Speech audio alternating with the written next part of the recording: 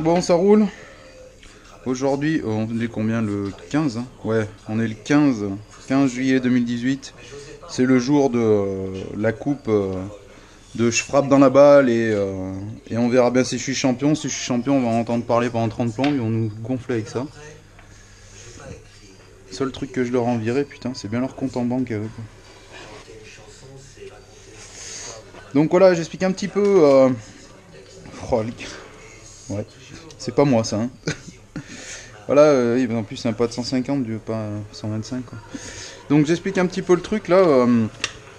Donc on a la compression en kick, mais il y a une résistance quoi, voilà, dans les éléments là, qui est bizarre. Donc de toute façon il faut l'ouvrir pour faire une maintenance.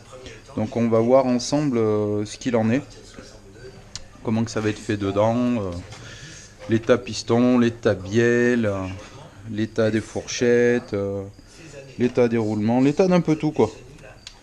On va regarder ça de A à Z.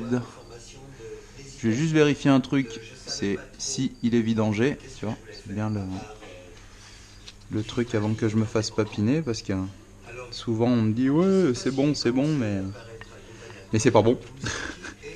Donc voilà, on va vérifier ça déjà, et puis après on le dépiote.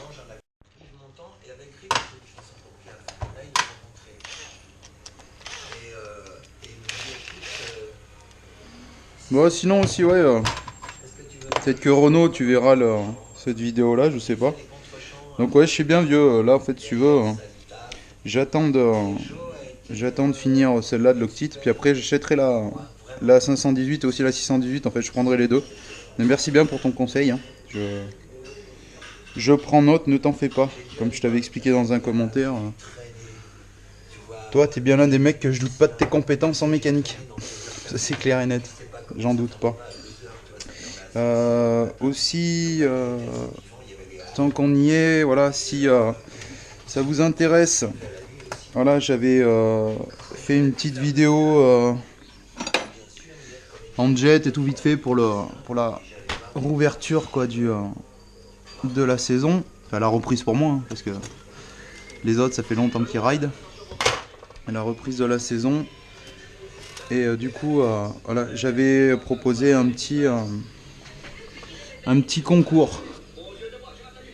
Voilà, j'avais proposé un petit concours. Voilà, ceux qui désiraient participer, voilà, pour pouvoir gagner.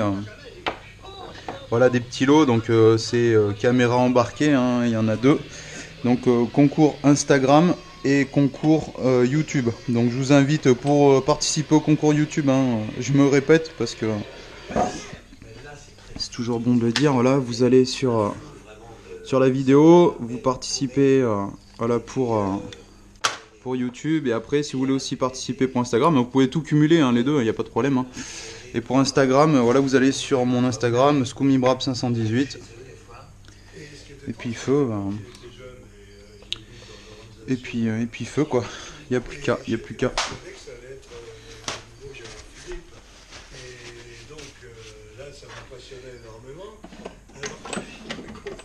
Ouais, sinon aussi, si vous voulez parler un petit peu de la. Au niveau voilà, du strike là, que j'avais pris là, sur la vidéo, bah ouais.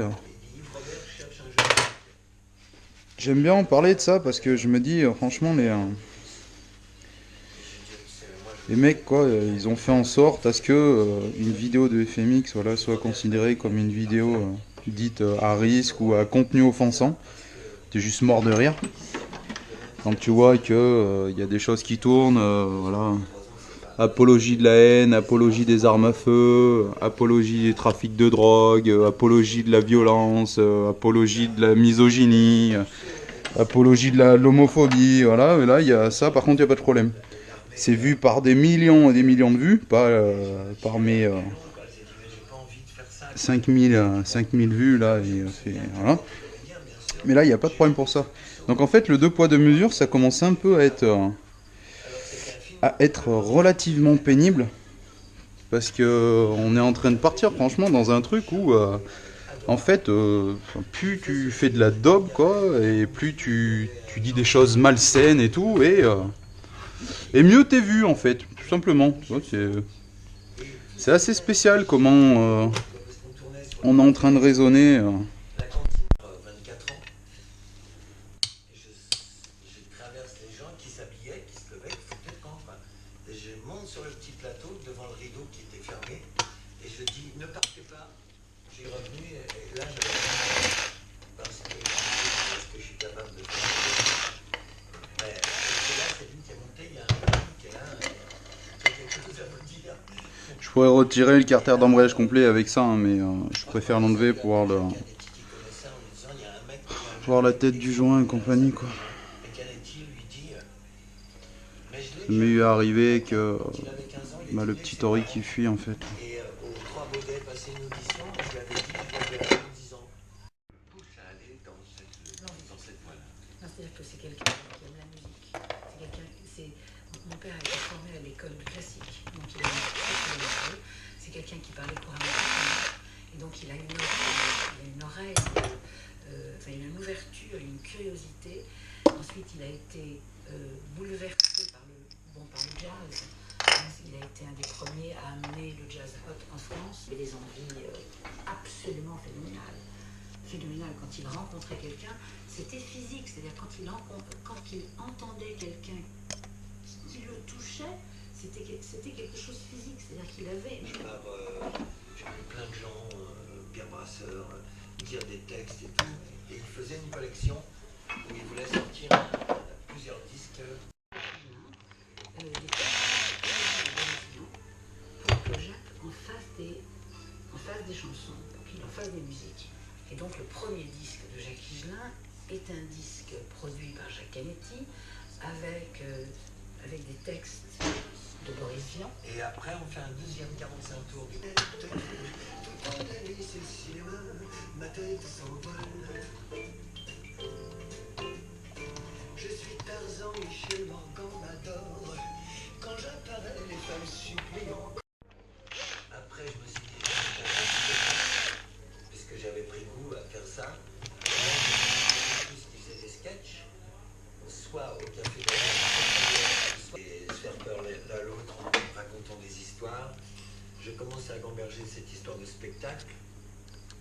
Et là-dessus, je vais voir l'écluse, je passe devant l'écluse la nuit, je me promenais le long des quais, j'entendais à travers la vitre, je vois une fille extraordinaire avec un chapeau noir immense, des cuissardes noires, les ongles peints en noir, la bouche en noir, et c'est Brigitte Fontaine, quoi. Il est venu me chercher dans un beau blanc où je beuglais pour me proposer très rigolo. Et quand je la vois, je dis, c'est quoi cette personne, quoi. Et j'entends mal à travers la vitre, donc je rentre, et il y avait peu de gens, très peu de gens. Et il y avait un pianiste qui dit, Sarava est né de son succès supposé. C'est parce que personne ne pas connu et tout ça, que Sarava est né, mais dans un réflexe ludique, vraiment. Donc voilà, on fait le film, finalement, un distributeur québécois, Claude Giroux. J'ai plus mémoire des noms, mais le film est resté imprégné. Voit les Roches, finance la fin du film, et 6 mois plus tard, je me retrouve à Cannes, éditeur sur un coup unique dans l'histoire de l'édition, avec tous les mecs que j'avais vus, Barclay, tout ça, qui se pointent, carnet de chèque en main, et qui disent on rachète combien. Et moi je dis trop tard. Et voilà, donc je me retrouve avec tout ça. Bon, pas besoin de vous le dire, vous êtes confronté à un truc comme un homme et une femme, vous faites partie d'une famille, invité dans les cocktails, dans les premières, on proposait 3 films par semaine. Et moi, qu'est-ce que je fais? J'ouvre la porte à des gens qui symbolisaient la subversion totale à l'époque, en l'occurrence Higelin, Fontaine, et voilà, c'est né comme ça. Et si vous voulez, quand j'ai ouvert la porte à Higelin et Fontaine, c'était sur une bouffée de passion comme ça, et parce que moi j'héritais avec ce truc-là, mes châteaux, ils logeaient là pendant un moment, et je leur chante Je suis mort, qui dit mieux à la guitare, quoi. Et Brigitte me dit, mais c'est très bien, tu devrais faire ça, quoi. Et je vais tomber. Et moi, je disais, mais va au bout de tout, c'est tout ce qui m'intéressait. Donc, à partir du moment où Jacques ne s'imposait aucune censure, aucune autocensure qui allait au bout, moi, j'étais content parce que je me suis dit, à partir de là, il va pouvoir continuer à se nourrir de ses doutes et de ses obsessions et d'aller le plus loin possible en permanence. C'est ça, je voulais pas qu'il s'autocensure, c'est aussi simple que ça. Même en prenant le risque que le disque ne marche pas. Bien sûr, si vous voulez, si on en revient à Sarava, depuis 40 On ne posait ans, pas de question on faisait ce qu'on avait envie, et entre copains, et sans trop se poser de questions sur les dépenses. mais non, aucune, mais c'est des questions que je ne me suis jamais posées, ni en ce qui me concerne, ni en ce qui concerne les autres. Et là, Pierre Barou, mais ça, je m'en rappelle, mais je ne sais plus pourquoi. Il m'a rencontré quand j'avais 14 ans. C'est quand même étrange dans ta vie. Tu rencontres quelqu'un, puis après tu le retrouves. J'ai retrouvé Canetti, puis je retrouve Pierre Barou après Canetti. Donc c'est drôle quand même. Ouais. Tout ça s'est passé dans le quartier. Les Trois Baudets, c'était en bas là. Pierre Barou, 14 ans, c'est en bas. Et il s'en rappelait. Pourquoi il s'en rappelait, je ne sais pas. Et puis Pierre, il me dit carte blanche, j'ai un studio qu'il avait fait avec tout l'argent de Shabadabadabada, le film de Lelouch. Et il me dit voilà, il y a un studio, tu fais ce que tu veux, tu fais comme tu veux. Voilà, moi c'est ok. C'est marrant. Mhm.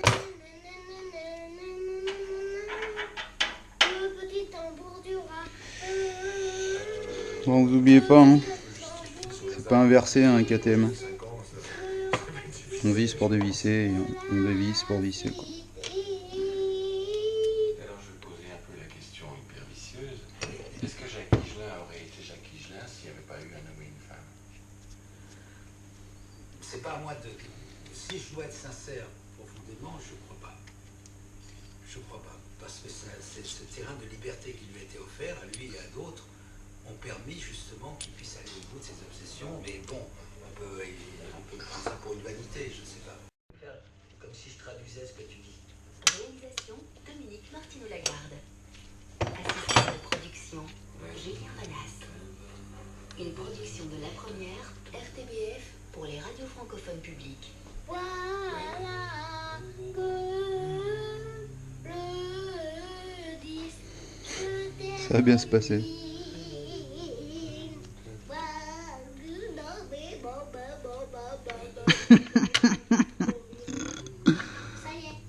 Ils sont brûlés complets, quoi. Là, s'il faut pas être esquinté un peu. Je mourrai.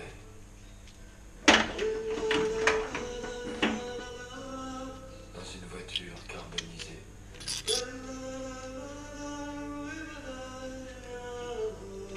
La portière ne voudra pas s'ouvrir. Alors tu te souviendras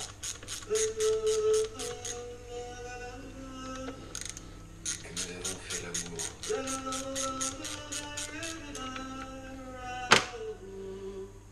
Remember.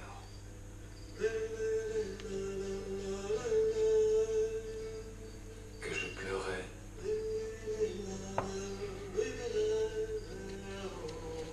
De plaisir. Tu sais ce que tu peux trouver comme restaurant sur chaque aire d'autoroute?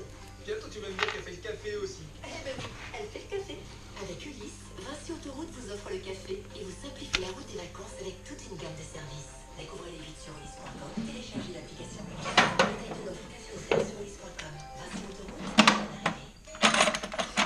Côte à peine rosée sur le grill. Vous le sentez le barbecue là?